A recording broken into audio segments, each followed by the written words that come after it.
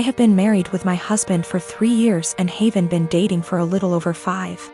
My husband has this friend Mary.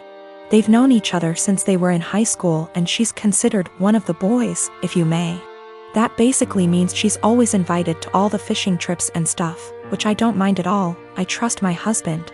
Well, my problems with Mary started when she first found out I'm half Romanian.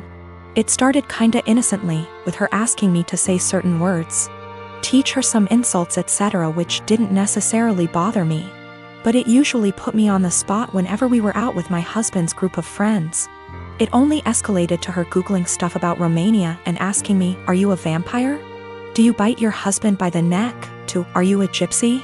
I bet you've got some of that gypsy blood in you, which is just blatantly racist. Last week, me and my husband organized a mini barbecue with our friends and Mary was invited by my husband despite me telling him she makes me uncomfortable.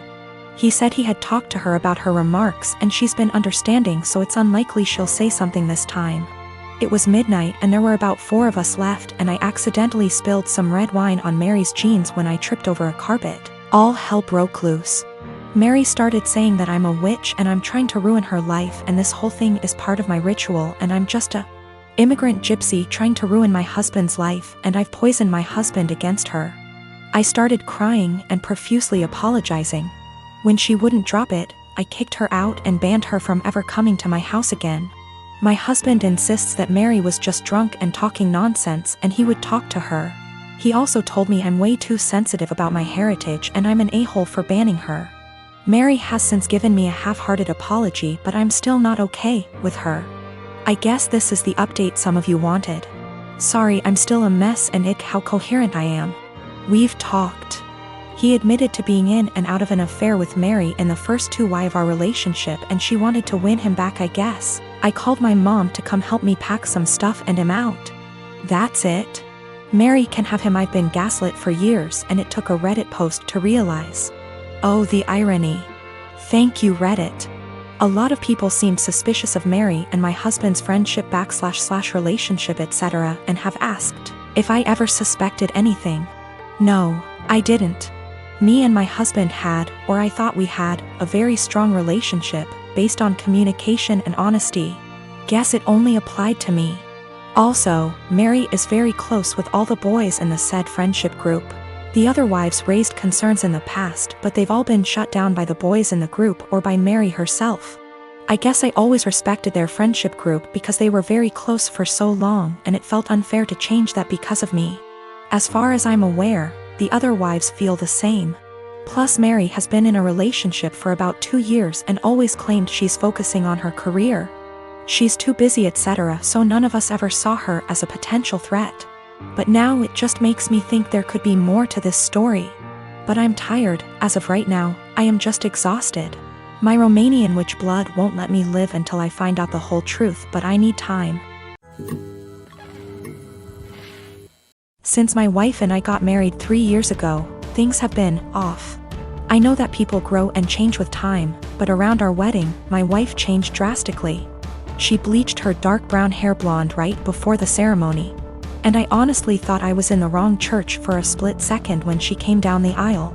We moved into our house right after the honeymoon, and she went into full domestic mode. We'd shared cleaning duties before, but once we moved into the house, she became insistent on doing everything before I could even get to it. Since this is our first house, I thought it was some kind of homeowner nesting thing, but it never stopped.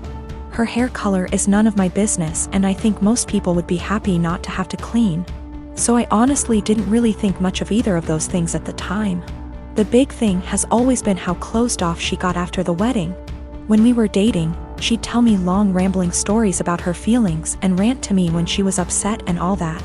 And I liked hearing about what was going on inside her head. After the wedding, that stopped pretty abruptly. If I ask her how her day is, she will only ever tell me that it was fine or super.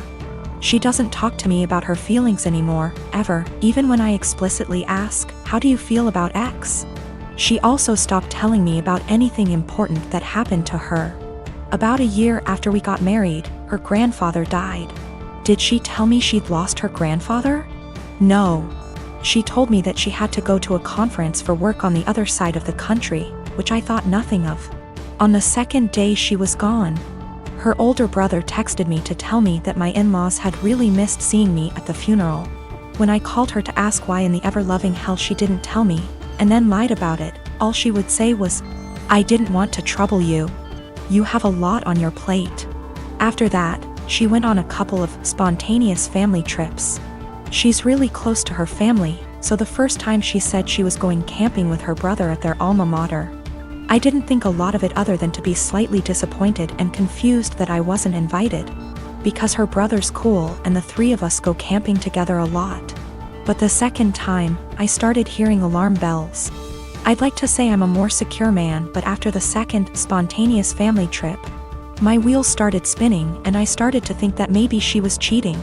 This was a weird insecurity in the back of my mind for a while, since she wasn't showing any other big signs of cheating.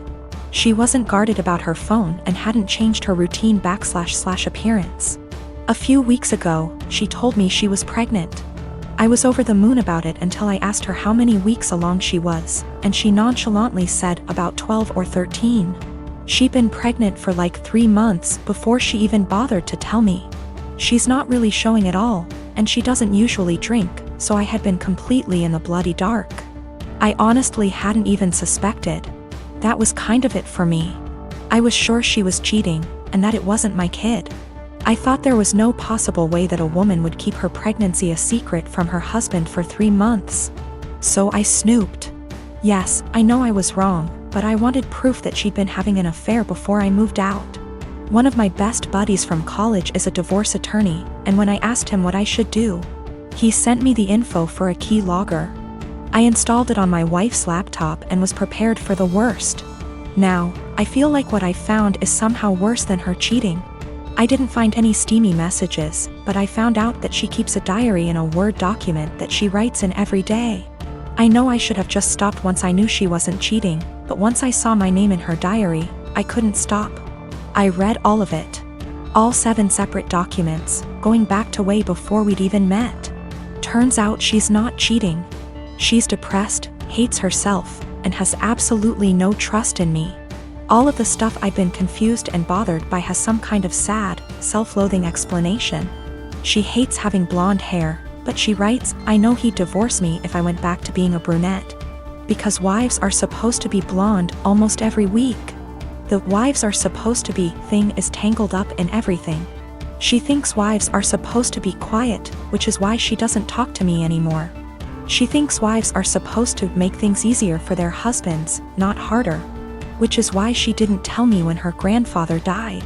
It just goes on and on and on. She didn't tell me when she got a huge promotion and a raise because he'd leave me in a heartbeat if he knew I made more money than he does. Men can't handle that. It hurt to know that she thinks of me as some kind of one-dimensional 1950s husband. And I've been racking my brain to think of anything I could have done to make her think this way. What I can't handle is that she'd lied about the big stuff. I honestly don't know if I can forgive her for not telling me about the miscarriages. The spontaneous family trips were actually her miscarrying 2 of our children, one at 5 weeks, the other at about 10. She went and stayed with her parents while she was recuperating, and her brother and sister came to support her. But not me. I didn't get to be there for her, because she thinks I would leave her immediately if I knew that she'd killed our children. She's convinced that she caused both miscarriages because she smoked pot for a long time before we got married. For what it's worth, it sounds like her family tried both times to get her to tell me, but she wouldn't. She finally told me about this pregnancy because her parents threatened to tell me she didn't. I'm just absolutely confused. I don't even know what to think right now. I'm just so baffled because everything she says about me in her diary is insanely nice. She goes on for pages and pages about how much she loves me and how she thinks I'm her soulmate and how she would do anything for me. I just can't understand why she thinks that I would leave her. Knowing that she's spent the last 3 years walking on eggshells around me, convinced that I would leave her at the drop of a hat is just so confusing and awful. I feel like our marriage is some kind of lie. The woman I thought was self-confident and ready to take on the world is actually full of self-loathing and really, really depressed. I don't know her at all. She's been suffering silently with depression long before we met. She has no faith in me, no trust. She thinks that every hug and kiss I give her and every "I love you" I say is a lie. I just don't know what to do. She obviously needs serious help, but I don't know how to get it for her.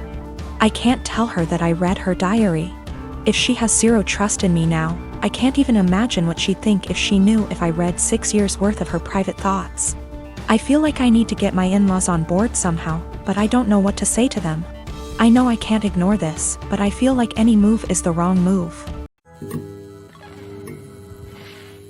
I'm 23. I've known I was adopted all along. For whatever reason, I became obsessed with learning more about my birth parents at age 13. I was told all my life that my parents met both of my birth parents before I was officially adopted. My mom was white from South America and my dad was white from Italy. They specified these two locations to explain why I had tan skin. As I was growing up, certain things about my physical makeup made me more curious about my birth parents. My hair was kept short as a kid, but as a teen I wanted to experiment. I grew it out and it grew out curly. Big curls, but still curly. This upset my parents, so they asked that I not grow it out. When I moved away for college, I began to let it grow again. I met my girlfriend in school. She is Black American, so she also helped me care for it. She once braided my hair before I FaceTimed my parents, who lost it on me for wearing it that way. Throughout my time in school, I still searched for my birth mom, but would always come up empty. My girlfriend hinted that there must have been a mistake with the information, even down to the name my parents claimed I had before they adopted me. She gifted me a DNA kit on my birthday that I didn't get around to until the lockdown hit. I didn't think anything would come of it because my parents weren't American, so I didn't know if it would work that way. So I sent it out of boredom and got my results weeks later, which have changed everything. I'm Black and Middle Eastern. I have light skin and my curl pattern is so loose that I hadn't considered it a sign before. I have ancestral ties to Iran, which can explain a more European facial structure. I'm sorry for my wording, I'm still learning. I sent my GF a screenshot and she called me right away. We were both stunned, though she long suspected. I tried to believe that my parents were innocently misinformed, but my girlfriend kept pointing out the inconsistencies. My parents claimed to have met my birth parents, therefore they couldn't have mistaken them for white. I confronted my parents, who became enraged at me for doing a DNA kit. I was very angry, yelling, swearing. They robbed me of my identity and hindered my search with their lies. My mom told me through tears that my racial background comes with a stigma that I passed, so she wanted me to have an easier life fitting in. My dad yelled at me that I had to abandon what I just learned. I rage broke my phone and left. My siblings have been hitting me up on social media, reprimanding me for being upset because our parents' reasoning is sound. I do pass, I did have an easy life. I'm not asking to be part of a struggle all of a sudden. I just don't think I should have been lied to, and I think their reasoning is bullshit and racist. I'm just supposed to act like 10 years of me searching with the wrong info isn't that big of a deal? My parents admit that my mom was Black. My oldest sister also recalls seeing my mom at some point.